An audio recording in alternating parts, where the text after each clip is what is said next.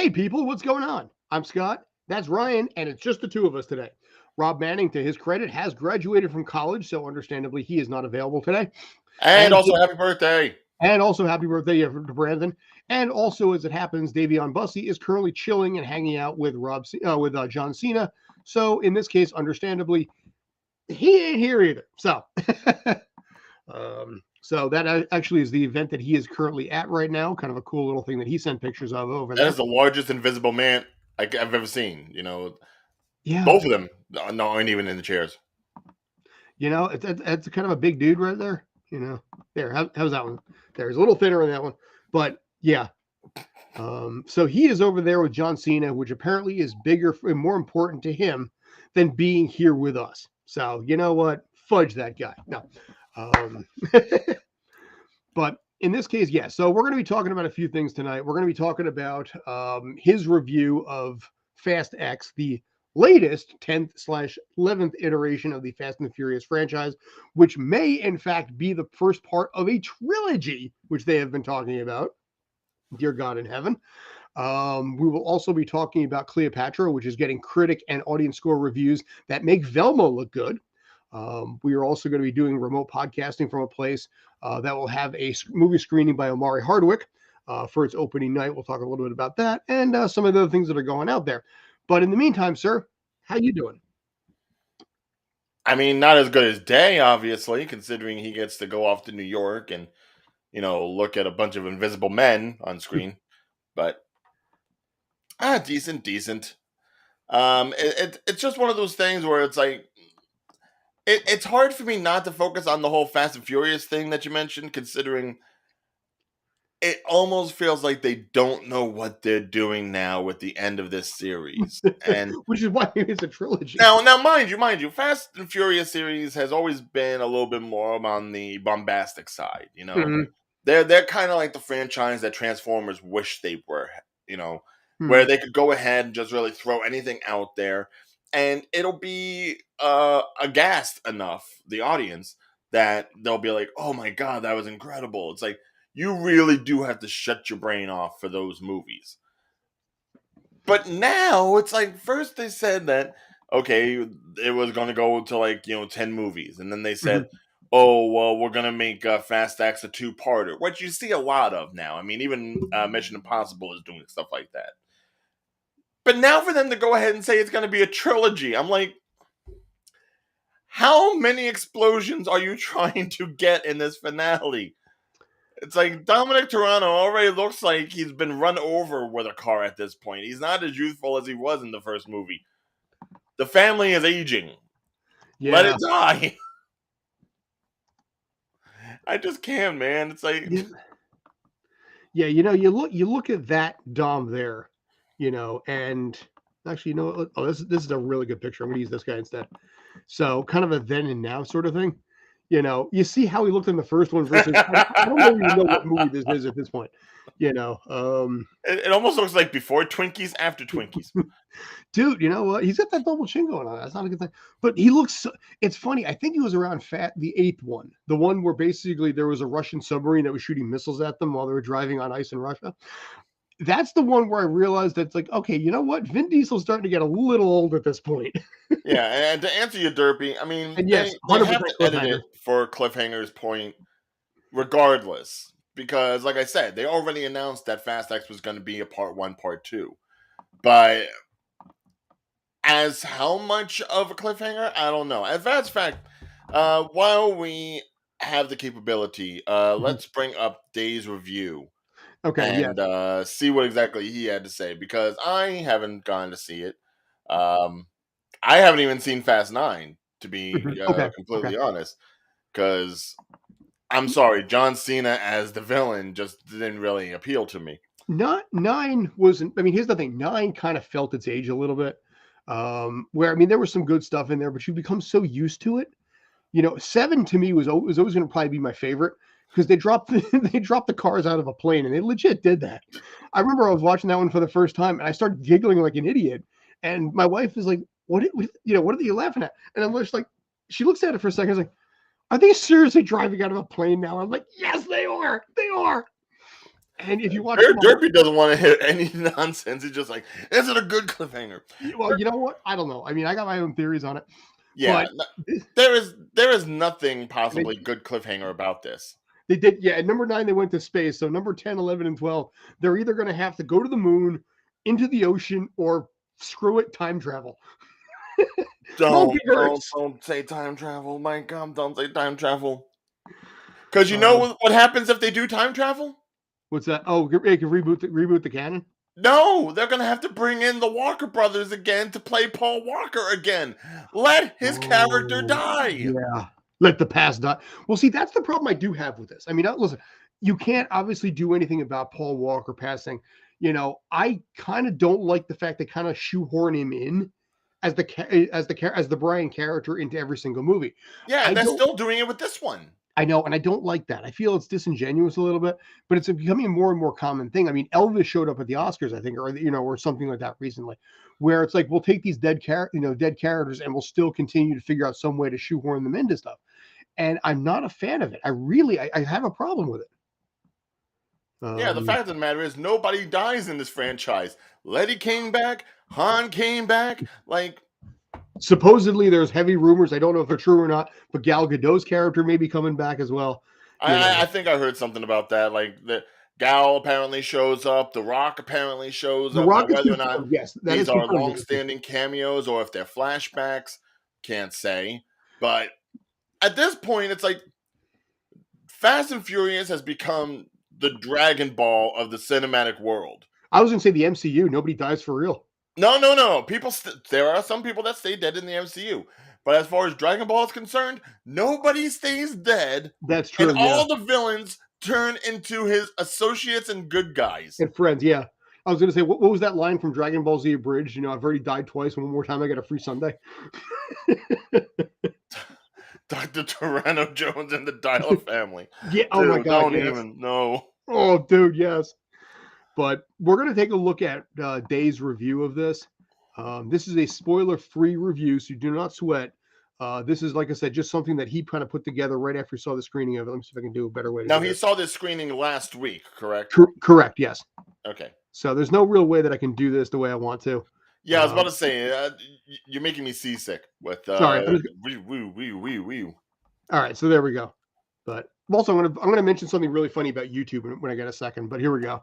Greetings and salutations, ladies and gentlemen. This is your boy Dayveonne Bussy, and I'm from the Tales from the Film Set and Geekcaster. I just came from seeing. I'm trying to make sure you see. Okay, just pause it here for a second. Fast X. Yes. Yeah, move forward. Move forward enough that you get the Fast X in the background. What? This is why I can't be like, I can't watch these sort of things because the director side of me is just going to be like, get it in the frame first. You know what? I'll say this. I'm going to mention a couple funny things that I watched in the back end when this is done, which I learned, which taught me a lot about how YouTube and the YouTube audience works. I found that absolutely fascinating, but I'm going to wait till the end. Okay, yeah, play. This film is action-packed, no spoilers, just pure adrenaline racing, explosions, great storyline, the whole 9 yards. I recommend y'all to see it because there is a mid-credit scene at the very end. Check us out. Check the movie out. You hear it first from Dayveonne Bussy from Geekcaster and Tales from the Film Set. There we go. Okay. First of all, I already have to correct him there. If it's a mid-credit scene, it's not at the very end. Apple, I think that's you can let that one slide. I think I would let that one slide. Granted. But that was sort of to be expected when we already knew that there's going to be a part 2. Mm-hmm. So, yeah, there's going to be some sort of teaser. There's going to be something at the end. And based upon what we've seen in the trailer, I can only imagine, obviously, Jason Momoa, who was basically just being Jason Momoa as, like, Aquaman. Like, I will not be surprised Jason Statham was Jason Statham at some point in the movie. He will say it. I am pretty sure of it. But okay, yes. At this point, how ridiculous the movies are and how fast we can all agree. Tokyo Drift is what, the sixth movie, I guess, in the franchise now, chronologically speaking. Well, no, Am I no, right no. on- Technically, it was the third movie. Yeah, but I'm saying chronologically because like four, I think it was 4, 5, and 6 or something were before that. They were interquels. They weren't actually prequels or sequels. No, I don't think third was that far on in the It was. It sequence was pretty because because Gal Gadot's character died, and that she died in 6. So I think I let me check that. Furious storyline order. yeah, because I know I thought Han was being utilized in number 4 or 5. Yes. Okay. This is per insider. The best way to watch is 1, 2, 4, 5, 6, 3, 7, 8, Hobbs and Shaw, F9. There are also 2 fast shorts which take place between the second and the fourth film. So yeah, they did 3 movies between 2 and 3. Well, all I know is Tokyo Drift was now like at the time he was the most Redeemed. maligned because it had nothing to do with Dom and the rest of them. Mm-hmm. But now I think there's a case to be said that it works fine as a standalone film. Mm-hmm. Because I mean, we've seen other kinds of car films since then, and based upon like drifting and how that became more prominent over the years, yeah, it probably like a lot of these Fast and Furious films probably should have taken a little bit more from like Hobbs and Shaw Mm-hmm. and been like standalone movies rather than this ongoing family narrative of like bad guy of the year coming to go ahead and disrupt the family. Against family, yeah. But it's funny because what I always say, Exactly, Derby. the third movie always has to be different from the first 2, and that one was, but it was too different, because the first movie, you had Vin Diesel and you had Paul Walker. Second movie, you lost Vin Diesel, but you added you had Paul Walker plus Tyrese and Ludacris, so that offset that a little bit. Third one, you had a cameo by Vin Diesel at the very end. This was too much of a departure. It was basically like Halloween Season of the Witch. Yeah. Oh, you know how I feel about that one. Right. But But yeah. as a standalone film, not including Michael Myers, a lot of people enjoy it. And that's what I think the franchise should have been. It should have been like an ongoing sort of like some are tied together, some are not. But you know what? Let's simply enjoy the cars and the racing and the bombasticness of it all. And shut your brain off at the door. Yeah, the minute everything starts becoming connected to this shadow organization with Mr. Nobody and, these car racers, pulling off intricate heists and stopping global threats and doing all kinds of weird stunts with a car, which by physics cannot be done, then you start getting into the realm of Transformers, like I said. Yeah. But what's funny is that this case, this is not Justin Lin who's directing it, somebody else who's directing it. But this one has a direct tie-in to number 5, which is the one where they stole the safe down in Brazil. Yeah, and that's basically Momoa. He's like a henchman or whatever. I guess he's like a hired thug or something, wants revenge after they killed off Joaquin de Almeida's character. The Rock. Yeah, so it wasn't even like that big of a connection. It's not like he was his father or something. No, it's just some dude tried to kill me. That one, to be fair, that was my second favorite of the bunch because that safe scene that they did, that thing lasted for 20 minutes and they just destroyed everything. And I think it was Rio. But yeah, I mean, if you look at this cast, by the way, this right here, let me blow this up a little bit more. This is the entire working cast of this movie right here. So I mean, you've got John Cena in the down there. I'm not sure who that is in the bottom left, but you got Brie Larson, Michelle Rodriguez, Jason Statham, Charlize Theron, who may be the baddie again, Jason Momoa, Tyrese. That looks like Gal Gadot back there. That British lady who's not, can never her name. Sun Kang. Hold on. Let me bring up the IMDb. And mind you, credit to Charlize Theron. She's like the only villain who has stayed a villain. Yeah, and I like the fact that she is a bad. Sorry about that. That she has been the baddie for the last few movies. It's all about trying to get her, and I like that part of it where it does connect it a little bit more. Now, will this one be stupid as hell? Probably. Will be there are things in there that will be completely physically impossible that somebody like Mythbusters, where it's still around, would destroy it. Yes. Will we love it? Probably. because at the end of the day, this is just like I said, you shut your brain off. This is penultimate popcorn movie. This is not meant to win Oscars. This is not meant to be something that tears much at the heartstrings. This is you go there and you watch crap get blown up and see, okay, how are they going to outdo the last ones? Okay, so yeah, to run down the list here, yes, you had Vin Diesel, you had Jordana Brewster, who's the one right under Yes, the Momoa. Mia. You have Tyrese, you have Michelle Rodriguez, Ludacris, Jason Momoa, John Cena, John Statham. Rita Moreno makes her appearance. Helen Mirren Yes. makes her appearance. Brie Larson, which was the one over on the other side. Mm-hmm. Charlize Theron. The guy you were wondering about in the far corner, that's Alan Ritchson. Was he in that one movie where he was the replacement Brian? You'd probably know him best from like Reacher. Okay. Oh, he's the main lead for Reacher for the show? Yeah, for the TV show. Okay. I know that He was also Hawk on Titans. Okay. I knew they brought in and for the 8th movie, they brought in like a replacement Brian. But I thought he might have been a one-off, so I wasn't sure if it's No. I think that might have been like one of the brothers of his. Okay, apparently there's like Michael Rooker is in this. Yes. Cardi B is back in this. Okay.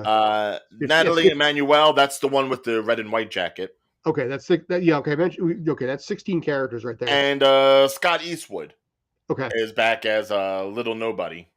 Dude, they're okay. That might be the guy I'm thinking of. That's 17 characters right there. So they probably have to do a trilogy on that because you can't force airtime on that many characters. And that's not even including Isabel, Daniela Melchior, who I think is the one on the other far corner here. Okay. And Han. I mentioned Han. There. Yeah. Okay. Sun Kang. Yeah, that looks like Daniela Melchior. Okay. Yeah. Well, see, in the 9th one, Michael Rooker was the mechanic that worked for Vin Diesel's father on the racetrack. Oh, okay. Yeah, that's right. So he kind of became like a surrogate father after Vin's father died. Vin and John Cena's character. Spoiler, they're brothers. Bum bum bum. But yeah, Little Nobody, Eastwood, he's not on there, so maybe he's taking over not as yet. Mr. Nobody? I don't know. I don't know yet. I mean, who knows? Maybe Kurt Russell's in this too. Why not? And Derpy, just to let you know, we probably won't have anything advanced on that until the Wednesday before. Yeah. I do know of some pre-screenings that are happening, but nothing as advanced as Fast X. Yeah. So like that's more based on the studios wanting to release that. We'll actually get into that in a second because we have some Little Mermaid news, but we do. Yeah. So yeah. Expendables 4, you know. Who's gonna be alive by that point? Come on. No, that's coming out, dude. I mean, it's funny. The 3rd one I wasn't crazy about because they kind of replaced too many characters with new ones. So they had Antonio Banderas. They added a brand new one. My favorite one of that bunch was the 2nd one. Because for every 80s kid, you had a final fight scene where you had Stallone, Bruce Willis, Arnold Schwarzenegger, and Chuck Norris battling Jean-Claude Van Damme.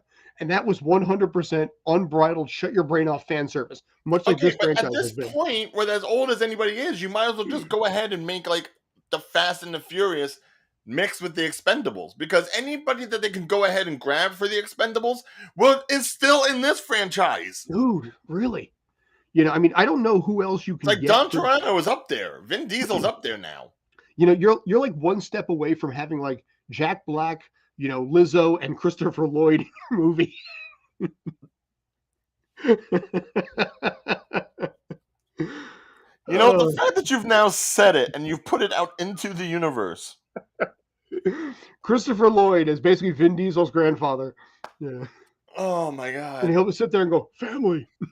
No. He'll be the grandfather on John Cena's side, so that way it makes sense. Yeah, fair. But it's, oh Lord. Marty. Yeah, but it's more important. Marty. It's funny. I'm going back and watching Rick and Morty, and it's like, oh my god, this was like somebody drunk on, or tripping on acid watching Back to the Future, and they're like, let's see how far we can take this, But exactly. No, if the nerd characters in this movie somehow make their own DeLorean, Done. Just Dude, done. you know what? Honestly, as weird, how far could you take this before I get annoyed by it? I I think don't time know. They've travel, already touched on so much. I mean, dude. They go to the moon. Okay, fine. They go to deep into the ocean, and like to pull like an abyss thing where they got to stop a nuclear bomb down there. I would be okay with that. If they like do what time kind of travel or trope have multiverse, I they think I will not shut done in this up. movie? Um, Clue. Oh my God, yes, please. They've done a couple of movies like that too, where they had a couple Clue movie remakes, believe it or not, but they didn't do right, but well. Ryan Reynolds is actually making a Clue one. That's the one with Jason Bateman, right? I believe so. Yes. Mm-hmm. Yeah, But they did a couple of them in this kid, but they also apparently did some where they added more characters too and changed what they were. So Professor Plum was like a doctor now or a lawyer, weird stuff like that. So oh my God! Wait. Oh, that I just realized this. what's that? Ryan Reynolds is in the Fast X franchise God, because of how? Hobbs and Shaw. Yes, he's in the universe, isn't he? Oh my God! So he could make an appearance in this damn film too, or the next one. He will. Listen, it's all about, dude. Okay, I actually was contacted about a project tomorrow that I'm clearly not going to get, but for $200 for the day on this, they wanted to know my Instagram following. And It's 42,000, but I don't use Instagram anymore, so they never contacted me. So dude, send that 42,000 over to me. I could use that. I haven't used Instagram in probably over a year at least. You know, to say nothing about the fact that I literally own Streampunk Entertainment. But apparently they wanted to. Dakota Fanning mentioned something like this, where she actually lost a film role because her Instagram following wasn't big enough. Welcome to the world of tomorrow. So, dude, I don't not have to want to take a pictorial in lingerie in order to get more followers. Just hand over what you have. I'm still active. Give it to me. Pretty sure my account would be blocked immediately if I ever did that. Not with this body. So, but okay, so that's Fast X. Obviously, it's going to be brainless. It's going to be ridiculous, and chances are they have no direction as to where they want to go, which is why they are planning 2 additional movies as opposed to 1, because they can just do whatever. Yeah, well, like in this case here, you could have some grand finale because you rifled off 17. I don't think you even mentioned The Rock in that either, so that's 18. So there's 18 characters that in that group of all 18 actors that are named recognition that are in this movie, and most of which have been in previous ones. So that destroys the whole thing. You can only have 7. But by that third movie, Fast 12, I guess when they finally finish this trilogy. Yeah, some people have got to stay dead. They're probably going to split it up into like 4 or 5 different separate storylines at the same time. And so they're pulling an Endgame, basically. An Endgame or like Phantom Menace or certain things where you're going to have so many different things going on at the same time that it might get even a little bit confusing. I would have to say that Tyrese is probably going to be, in my mind, the only logical one, because he's the only one that gets scared in these moments. And they bust his balls hardcore about it. It's like, what are you afraid of? It's like, dude, we're driving a plane out of a, we're driving a car out of a 10,000, plane at 10,000 feet. Why are you not scared? Right. So, no, some people are going to have to die. They have to die. Yeah. Next week for Little Mermaid. That will probably be, if it's anything like Peter Pan and Wendy, will probably be destroyed ruthlessly. Peter Pan and Wendy. When you think about the competition it has to go up against, I mean, it'll still have Guardians of the Galaxy 3. It'll have Fast X off of just 1 week of being in theaters. Yes, it's counter programming, but you also have to understand there's already been enough controversy on this movie where it's some people that will just not go to it because of the casting. So it's already like an upwater fight. It's going against the current as it is. And people are burned down on live action remakes. Especially Disney live action remakes. Oh boy. Like I said, Peter Pan and Wendy. Peter Pan cut off Hook's hand for spite because Hook left him. They were best friends growing up. But then Hook wanted to see his mom. And then when he came back, out of spite, Peter Pan cut off his hand and fed it to a croc to punish Hook. That is your hero in the latest Disney adaptation. Speaking of Disney adaptation, let's just roll over into this part. Because talking about the uphill battle that The Little Mermaid is going to have, You also have its Disney contemporaries kind of bad mouthing the idea of the Little Mermaid, which Yes, the Aladdin you're talking. yeah. So over the weekend, and this is the report I'm getting from Screen Rant, but it was out on Twitter anyways.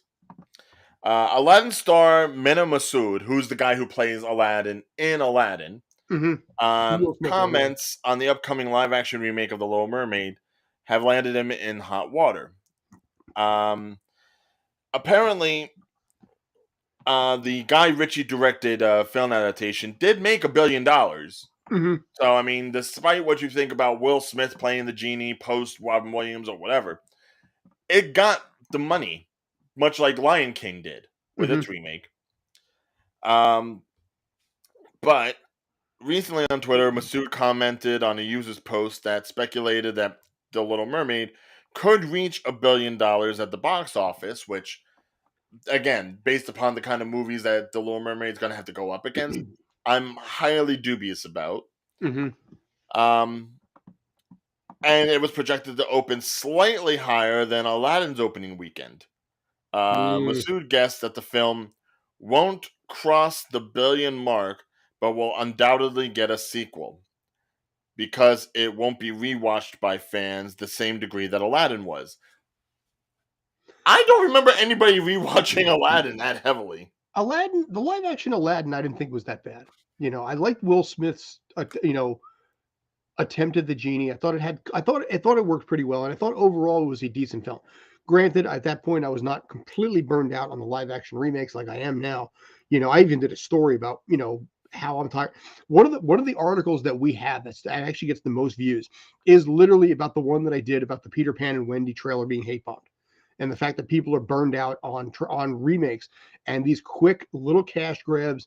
Where it's like, okay, well, we'll take this one, we'll take Moana, we'll take Sword in the Stone, and it's like, okay, just grab the cash, go, move on to the next one. And it's funny because it's still that one from like 2 months ago still gets a lot of reads because of the fact that people, I think, deep down are burned out and are tired of it. They want to see new content. That's why I think YouTube continues to work. I watched an AMV yesterday. That was fantastic. User created AMV. Anime from it was to the song Spirit Never Die by Masterplan. And I just happened to pull it up because I wanted to listen to the song and give me something to watch on TV. I was blown away by how creative this was and how much of a fan love affair with all things anime, top to bottom. It was a beautiful, beautiful piece of work. And I think a lot of people out there would rather watch that than that. Because in this case, you have to pay money for that. YouTube, you just go, okay, maybe an ad here and there, but you see fan love. This is cash grab. And I think that's the difference that's happening right now. Right, and I hate to think of it like that, only because I do respect what they're trying to do with The Little Mermaid. Like, Mm-hmm. they're not so much focusing on trying to be necessarily as picture accurate Mm-hmm. to the original story, and they are focusing more on substance over style, which is why you got someone like um, Halle Bailey here Yeah, Halle doing the Bailey, singing, not who Halle is a Berry. great singer. Mm-hmm. If you ever hear anything from Chloe and Haley, they're very good. Mm-hmm. So when I heard that she was selected as Ariel, I was like, spot on. You're not going for somebody with necessarily all the name recognition in the world, or Mm-hmm. going with someone who looks like Ariel or is as even as young as Ariel is in the movie. You're going with someone who has the pipes to put Mm-hmm. through the singing, which, mind you, this was the beginning of the Disney Renaissance in the 90s. Mm-hmm. So you really have to like hit those high notes. You really have to like get that emotion going with the music, because this is when the musicals really started to play in more during that new decade and that new audience that you had, especially after the doldrums of the 80s. So uh, I kind of feel bad for the movie in a sense. I think what the clips they've shown of the musical segments have been really good. Davine Diggs as Mm-hmm. Sebastian, and even just the look of Sebastian, I dig it.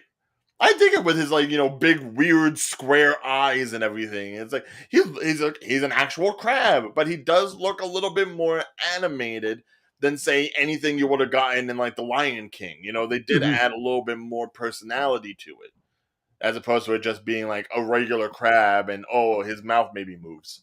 Yeah, look I at don't that know. little guy. He That's he awesome. kind of creeps me out. I'm gonna be honest.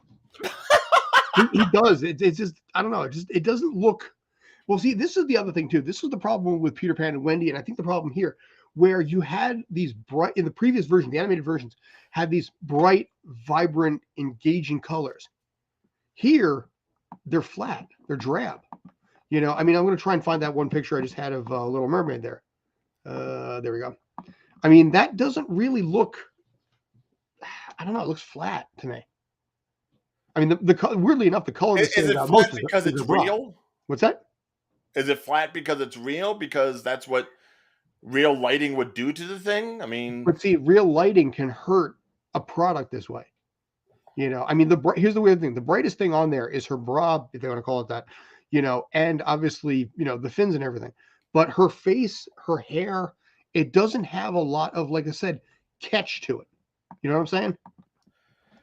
yeah, but you could also go with you could go the way of like Matt Pat with like movie theory and be like, okay, this kind of makes sense because then it allows her to blend into the ocean ground, and this way she's not being attacked by sharks or anything.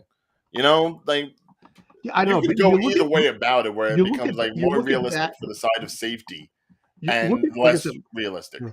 But see, So you it's like, look at something like this, and you see some kind of that kind of coloring scheme, that color schematic, yeah, and but then you that's compare it to that. cartoons. That cartoons are always going to be more colorful. But they don't always have to be.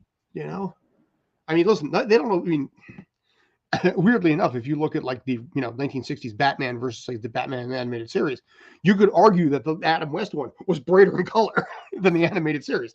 But in this case here, I almost wonder if it's going to hurt the product because it's going to lose that Disney Little Mermaid vibrancy to it. I don't know. I mean, having not seen the movie yet, I do want to say that Fair. there's been enough um, artistry Mm-hmm. in the costuming and the backgrounds and the scenery that there probably will be enough color. Mm-hmm. There will be enough vibrance. Mm-hmm. Probably more so than some of the other live action films that we've seen. Remember when I'll come on to watch technology? Theaters and technology. Imagine Disney, and here we are now. Fair point. Fair point, Derby. Yeah, I mean, there's it's not exactly going to be Avatar: The Way of Water and the way they worked with that would have worked. water effects, but I mean, if you, like I said, you look at this one right here. Okay, you see some CGI fish in front, and they're kind of bright and everything. But let me see if I can blow this up a little bit here. yeah, but here's the thing: you're not going to put Avatar effects on a movie like this. Otherwise, the budget will be blown to Do you smithereens. think it would have been better if they did, though? Just hypothetically. Yeah, but if they already don't know if the money is going to roll in, especially considering, look, from a Disney perspective, you have Guardians 3 in less than a month. You put this out. By June, there will be Indiana Jones. It's like Disney has a lot of different. Has a lot to take a Little Mermaid thing. It has a lot of octopus tentacles that are going all over the summer at different points. Dude, when you say I'm sorry, I was thinking something else in that moment. This is not that. You need something about the anime. This is animation, not anime. Anyway, moving on quickly. But yeah. So Mena Massoud made the point where it was like the movie won't cross $1 billion, but will undoubtedly get a sequel, which I could argue is maybe sour grapes for Mena Massoud because Mena Massoud and Aladdin 2 have not happened yet, and Mena Massoud has not exactly had the most flowing of careers ever since Aladdin premiered, and maybe that's sour grapes, sure, because he's not getting the work. And with a movie that makes $1 billion, you would have thought, hey, let's get the second movie going. They had already talked about making Aladdin 2, but they have yet to do anything about it. And now all the stuff with Will Smith last year has kind of derailed it maybe a little bit more. So I can understand his anger, but Lord knows he apparently got backtracked enough and ratioed over on Twitter to the point where he actually shut down his Twitter account. So didn't exactly play well into his hands, but he does make the accurate point that something like this, which may or may not do as well as Aladdin, will still undoubtedly get a sequel regardless of how it plays out, as long as it makes enough money. Oh yeah, well it doesn't matter if it's good or not, as long as it makes cash at the box office. Right. And I don't think mind it will, you, though. I almost hate to say it, we could be looking at like the first front runner for a straight to Disney Plus sequel. Probably. Right? Yeah. Not necessarily something that they'll put in theaters, but now that they have the technology for all the underwater stuff, they could easily just cheapen and throw something in there and put it on Disney Plus, especially since look at the cast you'll have. Mm-hmm. You know, half of the cast is going to be voice automated, whether it be Aquafina as Scuttle or Davine Diggs as Sebastian, or Jacob Tremblay Mm-hmm. as poor little Flounder who doesn't have his little squish face. You can easily just copy and paste and put that on, and then all you have to worry about is putting Chloe and Haley. Sorry, I keep Mm-hmm. confusing the two. This is Haley. Chloe's the one that's not doing it. Haley, you can just put her on the green screen with the tail, and you're done. So yeah, I don't want it to go that route. I want them to actually be focusing more on actually making good product as opposed to just making more product for more sequels, for Mm-hmm. more content. But I can easily see it going that way. And he By may the way, not. that's what my wife is pissed Redhead off about. She's characters like, matter. she's not a redhead anymore. Don't, We Derpy, never had any don't. Disney redheads. Don't start. Don't get Scott on his soapbox over this. All No, right. it's not my dude. It's my wife's soapbox. Okay, she's like, this is the only way. Me. I have heard this one so many freaking times at this point. Me, I got no hair anyways. It doesn't matter. But in her case, she's like, growing up, she's like, Ariel was the only redhead that I had like in any sort of animation at all. And it's like I've lost that now. Well, yeah, because back then redheads were mostly just seen as like gingers. Well, yeah, we are. And Yeah. Tova, yeah, you're right. They did do the water effects on that, but they're not going to put those water effects on a movie like this because it's going to inflate the money that they have to get back too much. And by the way, I'm assuming Jeffrey Jones is not going to be in Beetlejuice 2? No, he's not. No, Yeah, they've announced most of the cast. He will not be a part of it. Somehow, Catherine O'Hara, it will be back. Yeah, but I'm guessing maybe divorced with a new husband, or he's just dead of off-screenitis. You're really focusing on the hair that much, Derpy? My God. Hey, listen, he's all right. Yeah. Well, I looked it up real quick. The bucks off there, the budget on that movie was about 400. It was about 200 million. So you're gonna have to look at about 400 to break even. That is the current numbers right now. Guardians is only at just over half a billion at this point. Not bad for 2 weeks, though. Yeah, but it's going to taper off. Super Mario Brothers, again, vibrant movie, bright colors, 1.2 billion, running away with it at this point. Right. So I stand by what I said. And listen, I don't know. I mean, this movie, I say it's 50-50. It's going to make 400 million. I will pass that on, by the way. Yes, Tova usually is. Scream 6, Beetlejuice. Oh, yeah, right. But I mean, I don't know if this is going to. Can't wait for Scream. So wait, hold on. Can't wait for Scream 6 and Beetlejuice 2. Well, Scream. Are you saying the Ghostface killer is going to be in? Or are you talking about the actress? Now, like I said, if you look at these numbers here, 200 million, which means it's got to make 400 to break even. That means it has to do just under John Wick Chapter 4, the finale, and above Creed. Creed 3 died, but I don't know if it can pull that off in the box office. I really don't. I'm skeptical, to say the very least. I think it'll happen only because it's going to be that particular movie that now, after everyone has seen Super Mario Brothers, I can see more parents taking their daughters, if no one else, to see The Little Mermaid. Yeah. That woman is unbridled gold right now, Jenna Ortega. Yes, Jenna's fine. But yes, Winona, I am going to be happy that Winona Ryder's back in it. I mean, obviously, it all depends on the writer's strike, which will probably go on for at least another 3 months. May pooch my health insurance, but that's a conversation for another time. Yes. So, but in this case, like I said, I mean, you think it'll do okay. I think it's not going to do okay. To be fair, I'm usually wrong on these things, so I'll give it.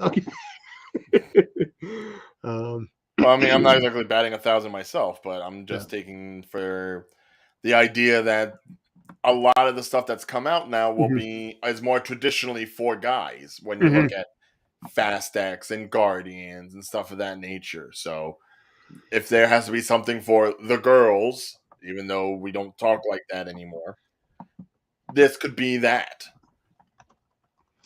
Well, one thing that I Kyle, forget. geez, really selling it short. Ooh. Okay, well, listen, you know what? Jenna Ortega would be a good Raven, I think, like Christina Ricci back in the day. So we're just getting into like fan castings now. Why not? You know, it's all good, dude. Now, yeah, I was gonna say, I don't know. Like I said, I don't know about that. No, it won't be Wick. I don't think it will be Wick. I know. I had that in my tribute video to Harry Belafonte. Nice. I was gonna say in this case, I guess he's got his head back to the regular size again. So, Oh, that is going to be the question for that movie. how did he get I it mean, I'm back? Yeah. guessing Danny Elfman's coming back for it, but will they honor Harry Belafonte's memory and actually play some of his music again in the sequel film? I think you're gonna go down 1-star rating automatically if you don't. Because remember, a lot of people never even knew who Harry Belafonte was, but they knew the songs that were in Beetlejuice, and they know. Right. And it's like, who's Harry Belafonte? Remember, you ever see Beetlejuice? Remember the music? Oh yeah, that guy. Boom. Yeah, Then unless you're somebody of a certain age who yeah, listens to Calypso, yeah. Now, you're not going to know. weirdly enough, my mom always used to listen to Harry Belafonte all the time, so I knew it even before Beetlejuice. But in this case, you know, he made so much bank on that movie. I didn't know who Harry Belafonte was until I learned about his daughter, Sherry Belafonte, and her Yeah. acting. Yes. I mean, the Banana Boat song was his too, Yeah. which I don't think it was even in Beetlejuice. I don't think. And then I didn't really put the two together, but then I saw that he had done some acting. He had actually done a movie with Travolta called White Man's Burden. Mm-hmm.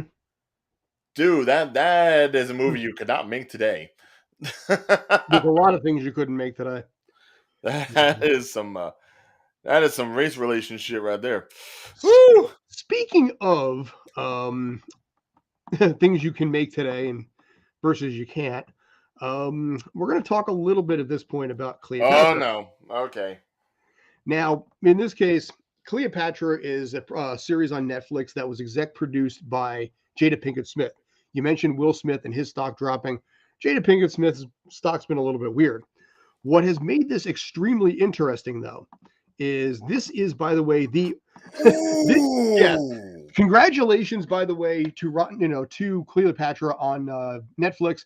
Your tomato rating by the audience score went from 1% to 2%, which I actually saw 2% yesterday. And your critic score, however, went from 11% down to 10. When is the last time you saw critics and audience combine to say this thing sucks? Hold on a second. Hold on. Okay, so only 5,000 plus viewer ratings have given it that, but there's only 10 reviews for the tomato meter on the critic side? Yeah.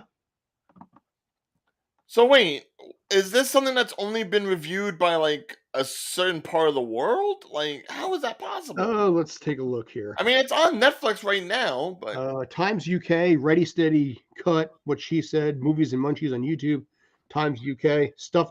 New Zealand, which is the only one that gave it a fresh rating. the Indian Express. Decider, Movie Nation, and Daily Telegraph. Daily Telegraph, too soapy for serious history fans, and not enough of a soap for viewers who like juicy historical drama. So yeah, by the looks of it, apparently this is something that hasn't even been reviewed by American critics yet. But a majority of British reviewers have gone ahead and seen it, which makes sense considering I believe the lead actress is of English descent. She's British, yes. Yeah. So it's probably one of those productions that was like made over there. And since obviously it's in closer proximity to Egypt, you'll have a lot more people of like the United Kingdom and Northern Africa and Southern Europe that will have watched something like this than, say, us here in the US. But wow. Yeah. That's not good. I mean, I could definitely see the number going up if more people stateside check it out, but that is not a great start. You know what makes it even worse? That's Velma. Oh no, come on. And that's only 35 critic reviews. Yeah. Wow. And then if you want to add to it, I'm not sure if I can do it this way. Actually, yeah. Stop. Pause. And yeah, I think that's probably part of the problem with the series, that they go ahead and they tout it off as a documentary series or a docudrama. Now, for those who are not certain what the difference is, a documentary would automatically just be talking about the facts and wouldn't necessarily have any acting in it because they would just be focusing on retelling what's been told, work with certain videography or pictures that were taken of that era, and it would just work in that sense. And yes, Tova, Cleopatra here is phenomenal. From what I saw in some of the ratings, she's apparently the best part. There's been they've praised her acting ability, but that's been the only thing. But if you look at that's the IMDb rating right there. That is a 1.1 rating on 45,000 reviews. Now, normally I don't count IMDb because IMDb will allow you to review something without ever watching it. That is fair. Rotten Tomatoes is a little bit more cautious of that sort of thing. Yeah, but like I said, in this case here, that is the rating on Rotten Tomatoes. And again, that is partly also the critic score, which is a 10%, which I can't remember the last time I saw a critic score that low. Yeah, that's pretty bad. That's brutal. But what makes it more challenging, though, is that actually Netflix right now is facing a massive lawsuit by the country of Egypt for not casting an Egyptian actress for this role. You know, because Cleopatra was Egyptian, Macedonian, Greek, in that whole vicinity. So to say nothing about the actual storyline and all this kind of stuff, they were honestly agitated, and some of them are suing and calling for a boycott of all of Netflix because of the casting choice that was involved here. Now, see, I can understand their point of view if, say, the entire production had no Egyptian actors. You know, it's one of those things where it's like, if you're going to go ahead and do like any kind of like, yes, Elizabeth, that's the thing. Where was Egypt up in arms when Elizabeth Taylor? It was the same era that John Wayne ever in Hollywood. It was the same era that John Wayne played Genghis Khan, and we laughed at that one stupid too. Yeah, but that was all before, and not to go back to the Richard Dreyfuss conversation of last week, when Sir Laurence Olivier played a black man. Also true. Yeah. Robert Downey Jr., Tropic Thunder. Well, that was done in satire. That wasn't necessarily done because they wanted them to portray that character accurately. But yeah, to go ahead and sue over who they cast as the main actress, you can't do that. You know, it's their production. They will choose who they want for their lead to, you know, again, this is a docudrama. This was not documentary for fact. The minute you add drama in there, you're already giving a creative licensing sort of feel to the project. So that means they're in their right to cast who they want as the lead. Now, like I said, if they didn't cast anybody of ethnicity, then that would have been a problem. Because then you're pretty much just, you know, shooing off the whole idea of this ever happening in Egypt. But you can't sue over who they choose to be the lead. But see, the problem is that this is no longer like, and I'm going to get slightly political here. You can't make the argument this is just butthurt white MAGA types. This is a country. You cannot play the stupid whiny white card on this one. No, you have to. And were there butthurt, the whiny, different colored card? Were there butthurt white people about Little Mermaid and all this kind of stuff? Yeah, and Cleopatra. Yeah, and I think was that Anne Boleyn thing or something in there. Yeah. But this is a country in the Middle East. that you have made an enemy out of this way, that is calling for a boycott. There are no MAGA types over there in Egypt. Well, fine. Then if they don't want the series to be available in their country, they're in their rights to do so. But to go ahead and sue Netflix for the production as it was cast and created is silly. If you don't want the movie available, then if you don't want the series available, just have it blocked out. Tell Netflix, hey, we don't want this in our country. Or however an Egyptian accent would be, because I'm not doing one, because I'm not getting doxxed. That's half Southern right there, by the way. Yeah, no, I'll go completely Southern with it, because that feels like the same kind of energy. We Egyptians right here. Because we can't do an Egyptian accent, nor who we try. Tova's just giving us a love list of who she likes. Just like hot women all the way through. So. Actually, Wizard of Oz, the Judy Garland Wizard of Oz was on the other day, though. Oh, Tova. But no, it's like I said, it's fascinating here because you look at certain things that pissed us off last year. Rings of Power, Velma. Remember that Seth Rogen, Sarah Silverman, Santa Claus thing? Oh, Santa Inc. Yeah, Santa Inc. I mean, that is so rear view mirror. I think one of us mentioned this a while back, that it's like the bar keeps getting lower, and everybody's going to sit there and be like, "Can we make something that's even worse?" This here is the new bar. Will there be something that has a critic and audience score lower than a combined 12? I don't know. But again, this really feels like it's more just like one part of the country that's really been talking about it. It doesn't even feel like America has said anything about it. And it would be interesting to see what exactly they'd have to say about it, considering we're dealing with a foreign country here and not something domestic. I think, honestly, nobody here knows about it. We're not focused on it anyway. No, probably not. Not until like Jada Pinkett Smith herself actually probably says something to like boost the viewership of it. You know what I think it could be also? How many times do we have documentaries or movies in general that center around Egypt? They might have been going into this thinking, okay, we got something about our own history here that's going to be highlighted by Jada Pinkett Smith and Netflix and draw attention to our country, which Hollywood never really touches as far as I can be aware of. And then as a result, you're like, I'm excited. Are they going to get this actress, this actress, this actress? And then you get, Del James, and people are like, wait a minute. Maybe they felt they got hooked. They got rooked because they never get attention that they want. I'm just theorizing. Yeah, but you know what? If I'm Egypt, there's a part of me that has to be at least a little bit happy about a series like this even coming to light where it's more factually accurate than, say, apparently that's the other problem. Apparently that's the other problem. It's not factually accurate. I'm not saying it's completely, but it's certainly more so than what I'm sure the original Cleopatra with Elizabeth Taylor was, or Stargate, or Gods of Egypt, or The Mummy. Anthony Cleopatra, William Shakespeare. But that's the thing. It's like normally when something happens in Egypt, it's usually something of either a sci-fi or a horror presence. Or very rarely do you have drama. Which may be why they got so excited. Because it's like, we're having a movie and it doesn't center around the mummy this time.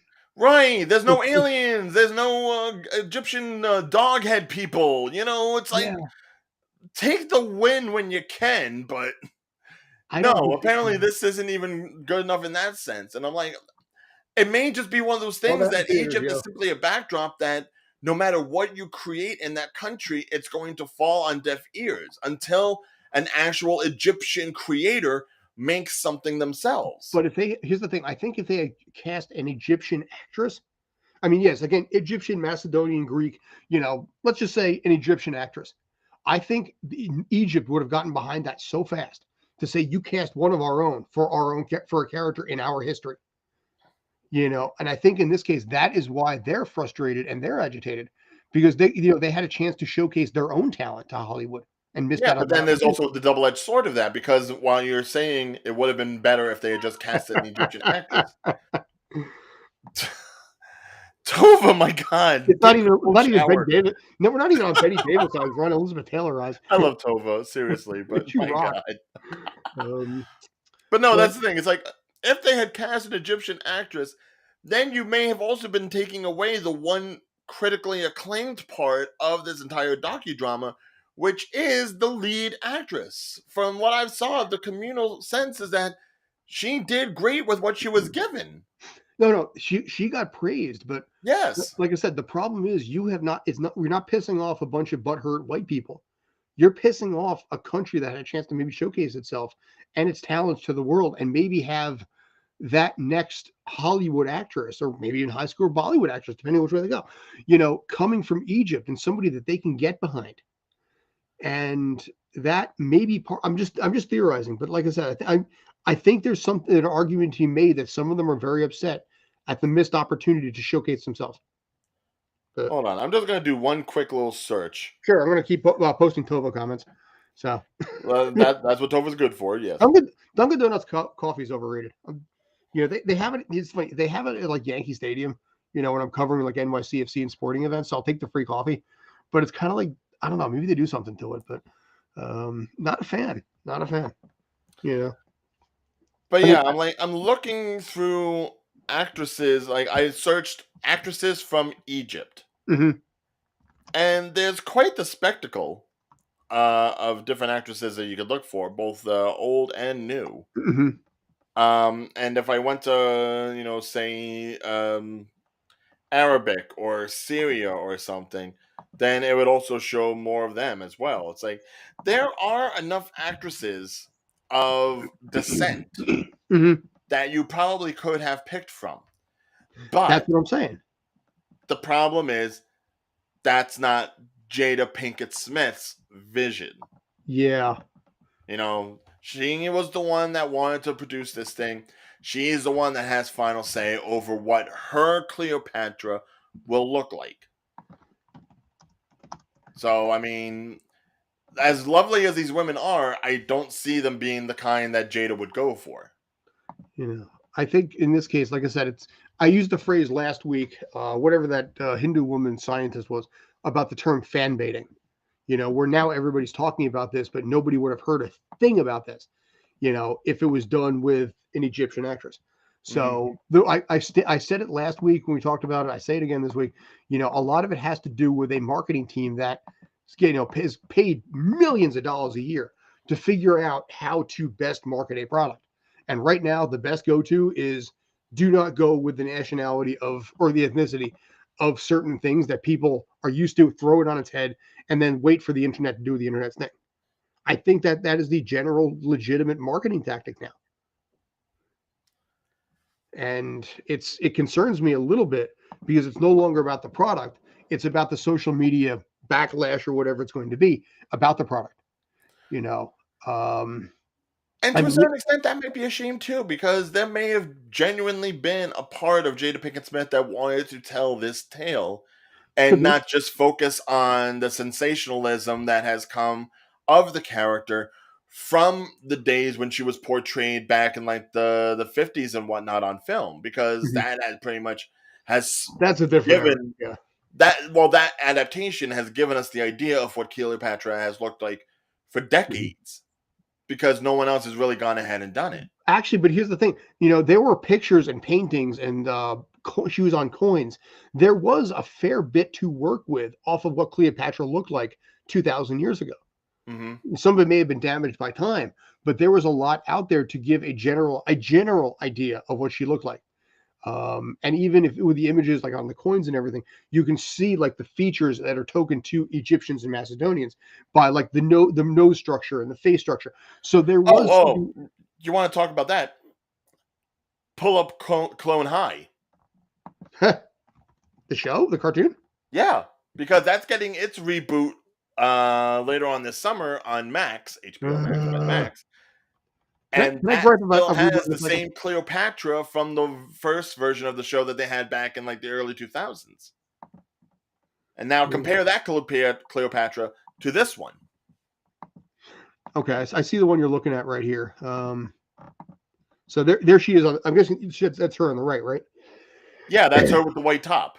Yeah, okay. Next to between who is supposed to be Confucius and Harriet Tubman. Okay. And then you have Joan of Arc, John F. Kennedy, and then Abraham Lincoln. All right. So, yes, while the Cleopatra of Jada Pinkett Smith version is probably more on the Harriet Tubman side of things. Look at that version of Cleopatra. That's like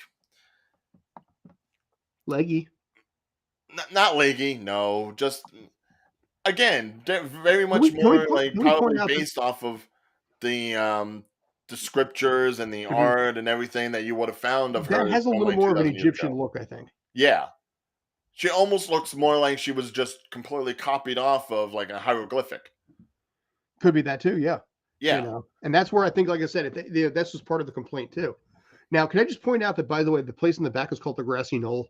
Yes, that's the diner they always go to. That's a fascinating thing. I never saw Clone High. Oh, I just marathon the whole first season late last month. So By the way, I'm getting ready for the sequel series. speaking of reboots, Oh God, yes. yeah, I honestly, they're not using any of the original cast, so all the original, actors are Not gone. true. Oh, I'm sorry, they're using one, maybe I think Matt and Max, At least one so far. but they made them siblings this time around, so there was no one of their catchphrases was, it's Babs and Buster Bunny, no relation. That was the catchphrase that they Right, ran now with. that now Apparently, they're they're in siblings relation. now, so there's a relation there. So, but I don't But know. they're rabbits, so like they wouldn't do things anyway. Rabbits do that. I don't think they would in this version. Then you're getting into some really weird Rule 34 territory. I mean, if they want the ratings, we've seen worse with Velma. Dude, I'm pretty sure basically we've seen there's probably stuff on Reddit right now, in that Rule 34 subreddit, which admittedly, I frankly, true legit. DeviantArt alone, I'm sure, has plenty. What's that? DeviantArt. Oh, God, yeah. So, okay, we're getting like completely sidetracked here. Yeah, actually, we almost get, yeah. So, yeah. I thought we went from Cleopatra to animation to. And this is why like I said before, you're like, it's only the two of us. It's like, dude, we'll be fine. Because you and I will go off topic onto God knows what friggin' thing we're going to run with. Yes, you'll ride high. I'll feel chagrined. Yeah. Favorite movie, Brave Little Toaster. Respect. No, I got no complaints there at all whatsoever. Tova with the high slider over to left field. It's like, God. Of all the movies. Hey, listen, she likes Brave Little Toaster. Respect, So. No, I get it. It's a good one. It's, oh my God. But well, hold on. There was one more thing we had to talk about in regards to what we're all doing. Newark, you mean? Yeah. Correct. All right. I have opened up so many windows at this point. I got to go back and find it. Good Lord, hang on. Well, no, just to give some update. We here at Tales from the Film said more on the bigger end, Stream Punk Cinema.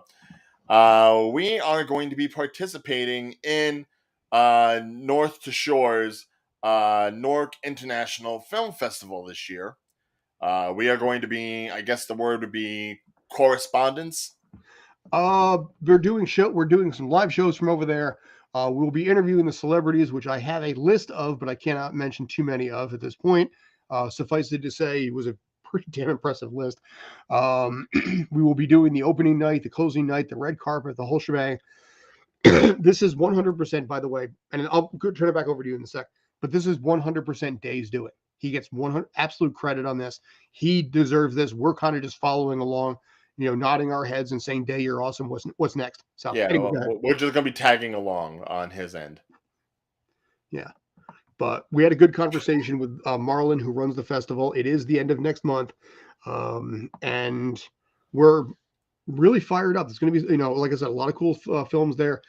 The opening night film is by Omari Hardwick. I do not know for sure if he's going to be there or not, but we'll be doing a lot of celeb interviews. We'll be doing a lot when it comes to the interaction on this, pictures. I've already had a conversation with the main photographer guy that we usually work with on this.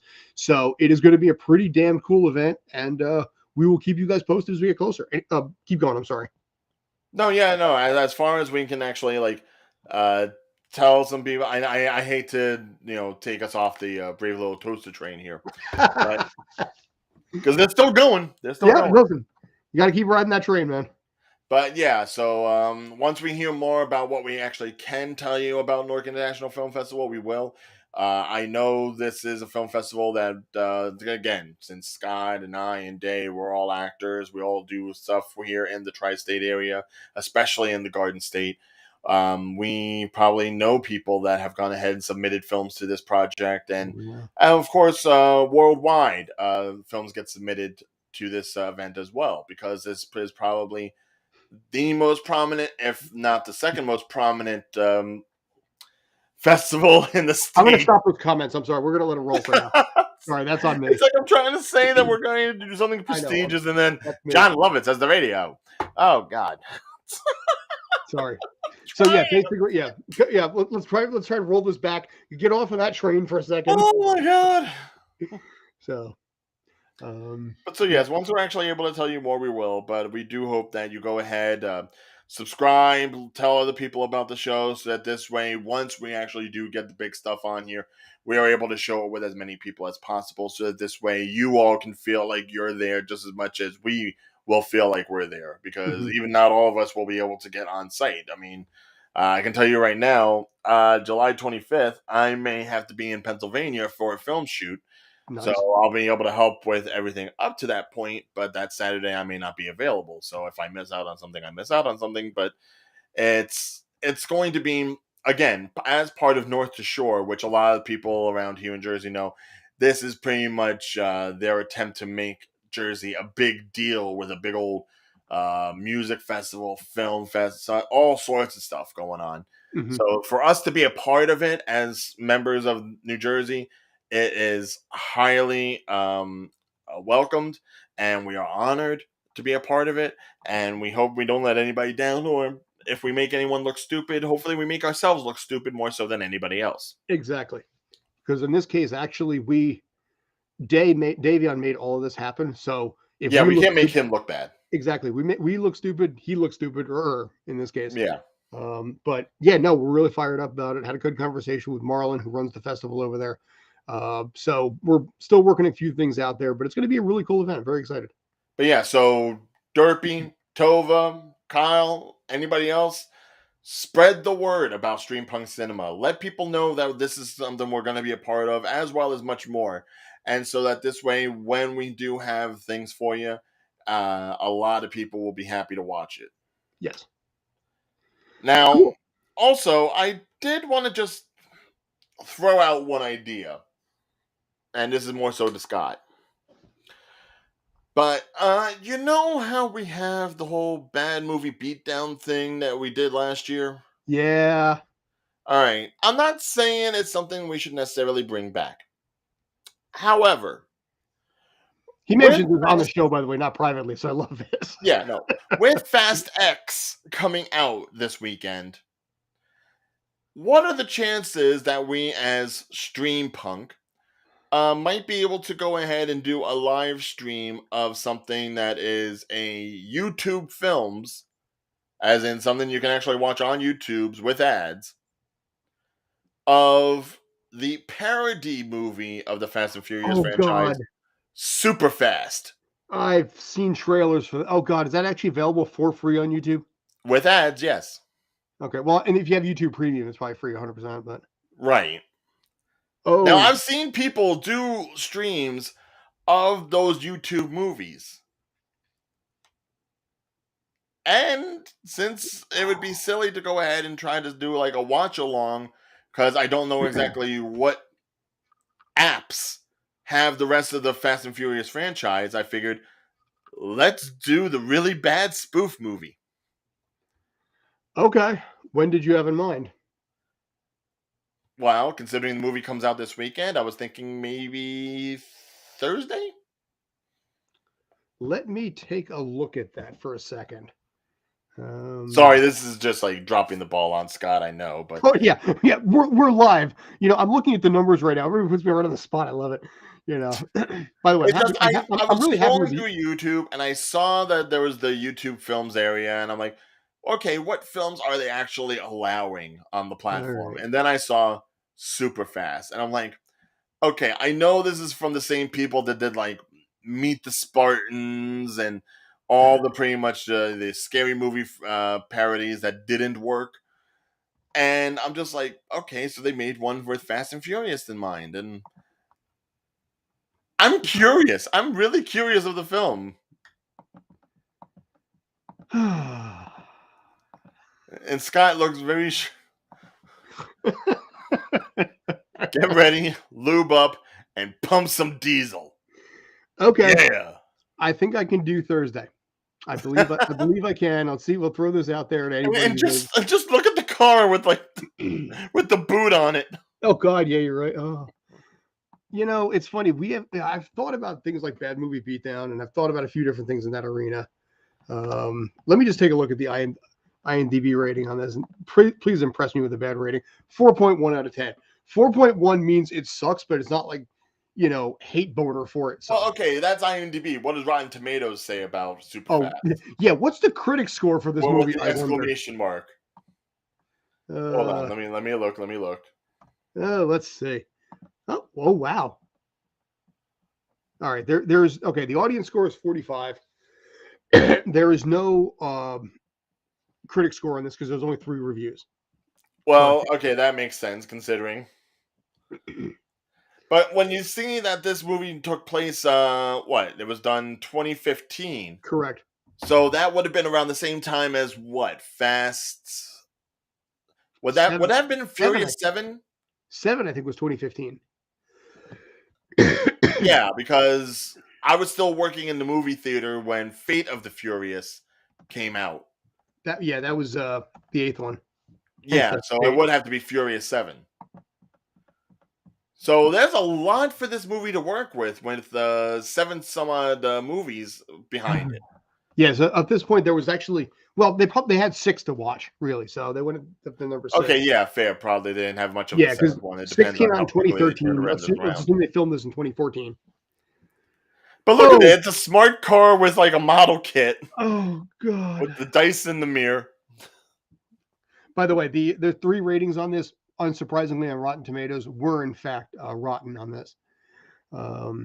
Surprise, surprise. It seems unlikely that Fast and the Furious admirers will find anything humorous about Superfast, especially considering how Wiesel and company have already beaten Friedberg and Seltzer to the punch when it comes to self-parody. Serial spoofers Jason Friedberg and Aaron Setzer fall flat with a low-octane satire of the Fast and Furious franchise. And while fans can appreciate all the winks and nudges, the film is a train wreck for the uninitiated. That was the 3 reviews right there. Sounds about right. All right, fudge it. Let's bring Bad Movie Beatdown out of the archives. My schedule is a little bit lighter on this because of the fact there's a writer's strike, so I have a little less going on these days. That isn't basically, Don't make me feel bad about bringing it up now, dude. It's okay, But okay, you know what? Fudge it. So I've got a couple things I got to work on tomorrow. I'll see if I can squeeze in. By the way, I'm going to put you back on the spot here. Can you build the thumbnail for it? Oh, easy. Please. That will actually help me out because I found out earlier today I have to edit a trailer video for a U.S. national swim team, which I've decided to give myself till Sunday to finish, and I haven't even started yet. Yeah, no. As long as you don't mind me actually creating a universal brand for Bad Movie Beatdown, dude, like an actual like marquee sort of thing. Listen, in all seriousness, your creativity, and I mean this seriously, your creativity is fantastic. I love it on two main fronts. One, because you seem to have a lot of fun in it, and that fun kind of comes out when your creativity there. And like I said, even with the intro and outro, for example, and the stuff that you did for Guardians of the Galaxy, you seem to really kind of enjoy that, and I enjoy the fact that I don't have to do it. So it's a win on both sides here. Fair. So yeah, if you want to work on something like that, we can 100% make that fly. I have never seen this. I got to admit, I've been a little curious in the back of my mind about how bad this movie really is, because if you've ever seen any of like the National Lampoon parody movies, this supposedly is in that same vein. Well, no, I don't think any of these are in the vein of National Lampoon. National Lampoon is a league unto its own. But if you've seen any of the movies that have come in the vein as scary movie sequels, like Meet the Spartans, Vampires Suck, Disaster Movie. What about Leslie Nielsen one where he was the fugitive ripoff? Well, no. The ones with Leslie Nielsen wouldn't count, but like Stan Helsing is another one that's in the same vein. You know, and any movie that tries to tout itself as a spoof or a satire and is just really bad at it, that's what this is. You kind of know what you're getting into with this one, don't you? I don't know if you do. I don't know if you do. It's like you can already tell, yes, a little bit of innuendo and a little bit fun with the car and everything, but I still have no idea if this is like better or worse because I'm sure a lot of it is just going to be retreading the ideas of Fast and Furious. Probably more so the first movie than anything else. I think it's probably going to be worse on the grounds of the fact that, you know, that doesn't have the budget to do all the stupid stuff that the Fast and Furious movies had. Yeah, just looking at the Dom. Look at the guy who's like Dom. That dude's jacked. I don't know who that is, but holy shit, does that guy work out? There's his name is Dale Pavinsky. What is it? Dale Pavinsky. Okay. Yeah, it's like you look at the cast and crew of this film. It's like I am recognizing nobody. Let's assume this is a dance number. I'm guessing here that they're going to break it. Oh God, this is going to be terrible. Oh yeah. Listen, as long as it's not Legend of Chun-Li bad and it's fun bad, I can live with it. Oh wait. Oh God. Guess who was one of the producers of this film? Oh God, who? Peter Safran. Really? Yeah. Was that producer like name only, where it's like, you know, we'll pay you $8 million and you can put your name on this thing? I don't know, but I'm looking on Rotten Tomatoes. It gives me the 2 directors, 2 screenwriters, 3 producers. Producers being Jason Friedberg, Aaron Seltzer, and Peter Safran. Wow. Okay. So, all you DC fanboys who are going to be wondering what the new regime is going to look like, this may be an indicator. Much in the same way you had Slither for James Gunn. All right. Let's see. Here's the most important question I got to ask. Oh, shit. It's an hour and 39. I was hoping for like 80 minutes. that's over an hour. That's 100-minute runtime there with credits. All right. You want it. You got it. We may as well wrap this up. By the way, I watched like the viewer count just drop. It's literally down to like less than a quarter of what it used to be. Well, yeah, because now we're over an hour. Yeah, dude, we're almost an hour and a half. So we keep this up. But anyway, yeah, we should wrap this up anyway. But dude, right. God, so much friggin' fun with you, man. Okay, so we're bringing back bad movie. We are bringing back Bad Movie Beatdown, and you know what? I gotta say, I love the idea of it. I really do.